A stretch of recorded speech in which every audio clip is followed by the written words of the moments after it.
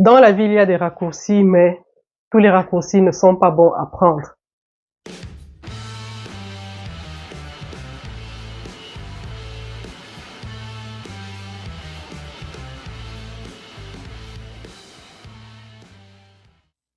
Salut, je suis Priscilla Tanganambida et sur cette chaîne, je sensibilise les femmes à adopter un bon mindset, good life.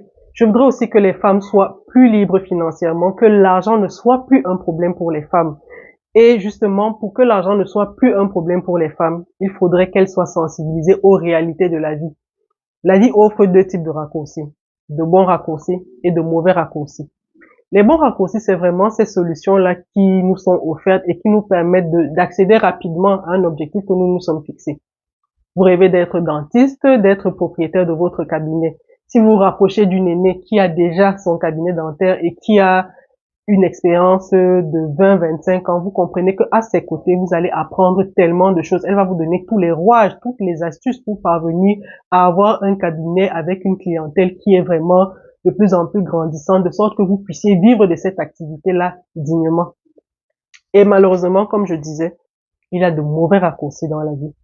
Les mauvais raccourcis, ce sont ces raccourcis-là qui, au moment du deal, semblent corrects, qui, au moment du deal, nous donnent l'impression que c'est nous qui faisons la bonne affaire, que ce qu'on nous demande en contrepartie n'est pas si cher que ça, et qui pourtant peuvent nous coûter la vie. Je vais vous raconter l'histoire d'un jeune homme très ambitieux qui a été élevé par une maman et il a vraiment voulu toujours offrir à sa mère une immense maison, une vie de rêve, que sa mère puisse se reposer de tous les sacrifices qu'elle a eu à faire pour l'élever lui. Et c'était vraiment quelque chose de très présent dans son esprit. Il voulait être riche rapidement. Et donc ce monsieur, comme on dit, a fini par trouver une solution. Qui cherche trouve. Il se retrouve face au diable, on va dire, et le diable lui dit, j'ai le pouvoir de te rendre riche. Mais personnellement, je ne rends pas riche pour rien. Donc, si tu veux être riche, on va faire un deal. Le monsieur dit, moi, je suis prêt à tout pour être riche. Le diable lui dit, d'accord. Le deal est simple. Je te rends riche, mais tu tues ta mère. Le monsieur devient triste d'un coup. Il ne peut pas tuer sa mère parce que s'il veut être riche, c'est justement pour que sa mère puisse vivre enfin, voir les fruits des sacrifices qu'elle a consentis depuis qu'il est jeune. Le monsieur est attristé. Le diable répond, ok, je comprends que tu veux pas tuer ta mère. Il y a une deuxième option. C'est quoi? Tu deviens alcoolo. Le gars est plus content, il se dit, ah, mais c'est mieux que de tuer ma mère. Le diable lui dit, ok, si tu préfères l'option 2, vas-y, sache que tu es déjà riche. Le jeune homme s'en va et dès le lendemain, les affaires prospèrent, il devient immensément riche, il donne corps à son rêve d'offrir une grande maison à sa mère et il aménage avec sa maman. Sa maman peut enfin se reposer. Ah, mon Dieu, elle est heureuse, elle se dit, ah, mon fils, c'est vrai que je trouve ton succès là trop rapide, mais bon, j'espère que c'est vraiment l'éducation que je t'ai donnée qui te permet d'arriver où tu es arrivé là. Le fils rassure la maman, non, maman, vraiment, j'ai toujours écouté tes conseils. Aujourd'hui, Dieu a béni, Dieu a permis que tu puisses, voilà, voir le fruit de ton travail. Donc, le jeune homme est déjà riche et en même temps, il devient alcoolique. Étant alcoolique, il rentre souvent très tard le soir et un soir, il rentre sous, ivre comme d'habitude et sa maman s'inquiète.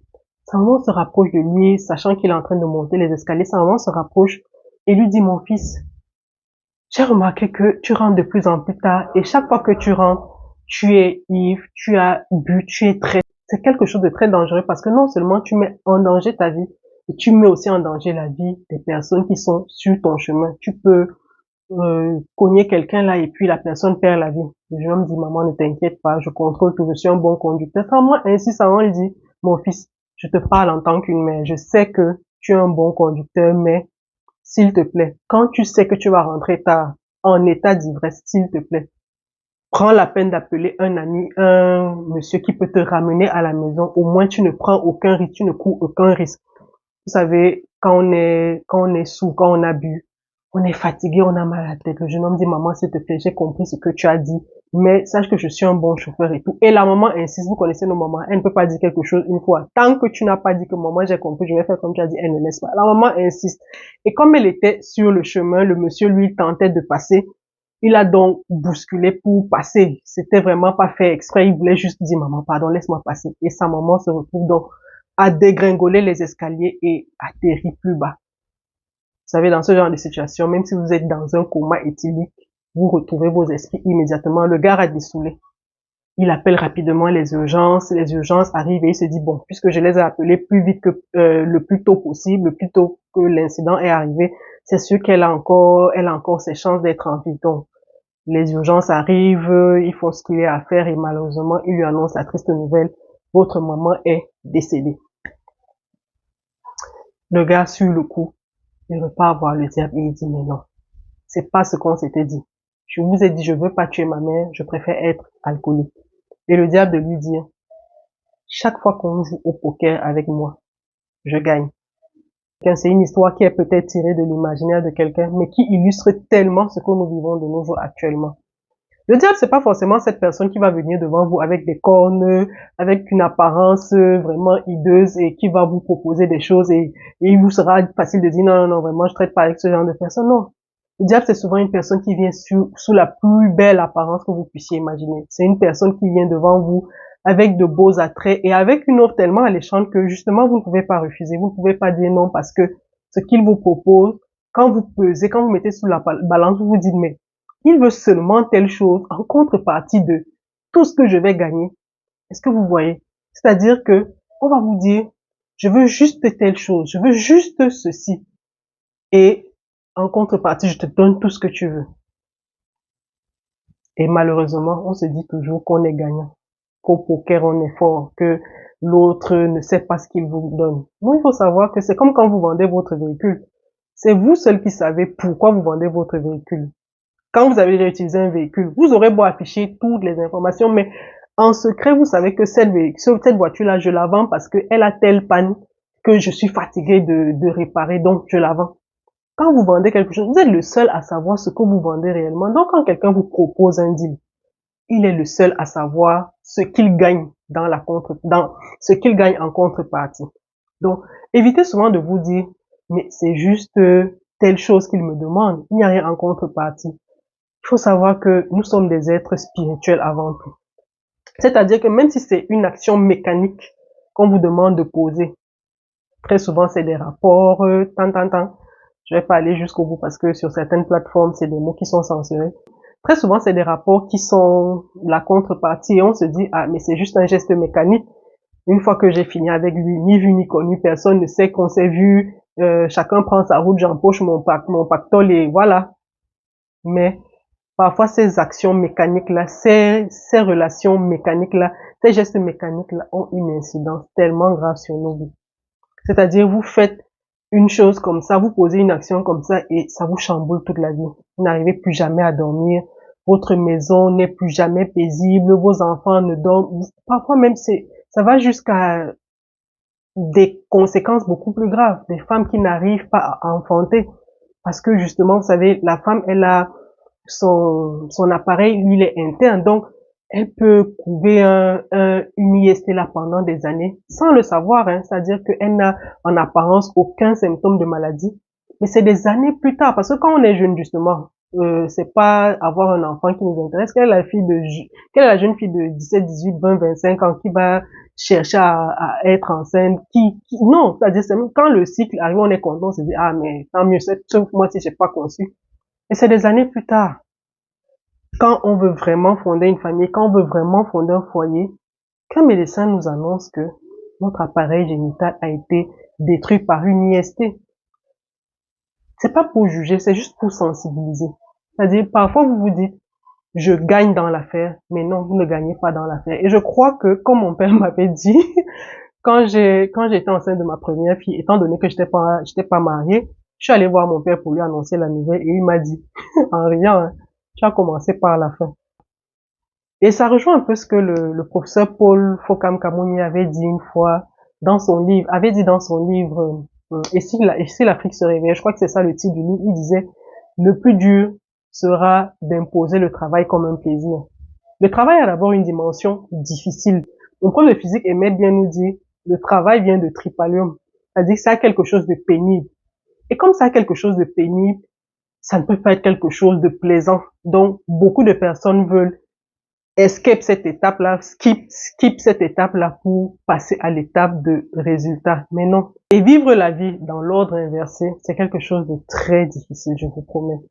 Parce que, vous savez, la nature a bien fait les choses. La nature a prévu que pendant que vous êtes fort, vous puissiez justement mettre votre force dans des choses qui demandent de l'effort et que vous puissiez passer à des étapes supérieures au fur et à mesure. Et dans vos vieux jours, profitez du travail que vous avez accompli, récoltez les fruits que vous avez semés. Or, quand vous vivez la vie à l'envers, qu'est-ce qui se passe? C'est que pendant que vous êtes jeune, vous ne faites aucun effort, vous bénéficiez du fruit du travail des autres, vous ne faites pas ce que vos congénères sont en train de faire. Donc, pendant que vos égaux, ils vont à l'école, et ils mettent sur pied des business, ils sont en train de travailler dur pour semer, pendant que vos égaux sont en train de semer, vous êtes déjà en train de manger les récoltes d'autres personnes.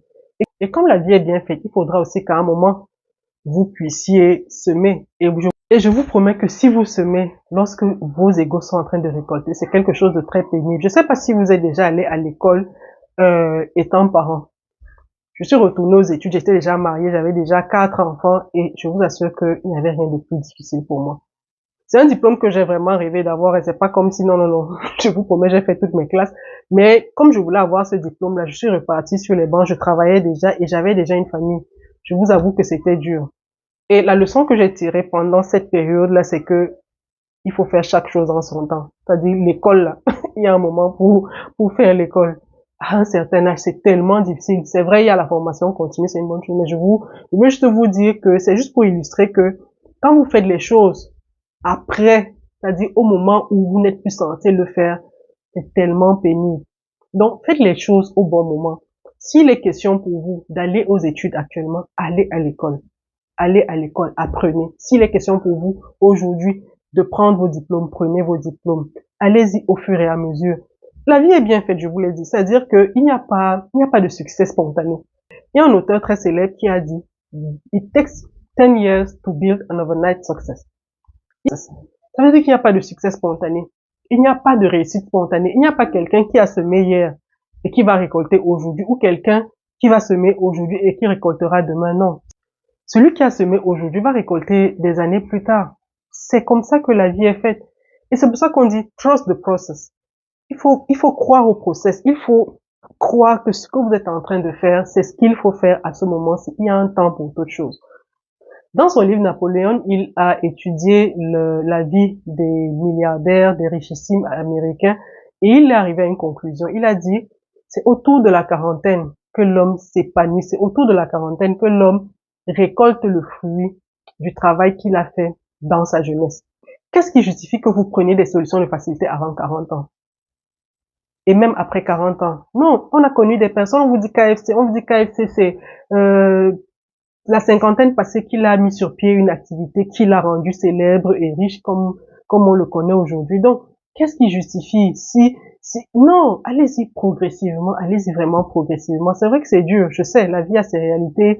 Il y a des choses qui nous poussent vraiment parfois au désespoir à faire des choses qu'on ne voudrait pas. Mais dites-vous toujours que votre vie n'a pas de prix. Votre vie n'a pas de prix. Et les personnes qui viennent vers vous pour vous proposer des solutions qui vous ont l'air alléchantes, pour vous proposer des choses qui sont belles à voir, ne veulent pas toujours votre bien. Donc, mes chères sœurs, faisons très attention. Les loups rôdent là dehors et leurs offres sont de plus en plus belles, sont de plus en plus alléchantes et c'est de plus en plus difficile de leur dire non. Parce que justement, on vous fait croire que ce que vous donnez en contrepartie, c'est rien. C'est juste quelque chose comme ça qui ne vous coûte rien. Et pourtant, c'est parfois ce que vous avez de plus précieux qu'on vous prend, qu'on vous arrache, qu'on détruit et vous ne pourrez rien faire pour récupérer. Donc, partagez ce message à une sœur, à une amie parce que je sais que c'est important d'entendre ce type de message de nos jours. Je vous dis à bientôt. Prenez soin de vous.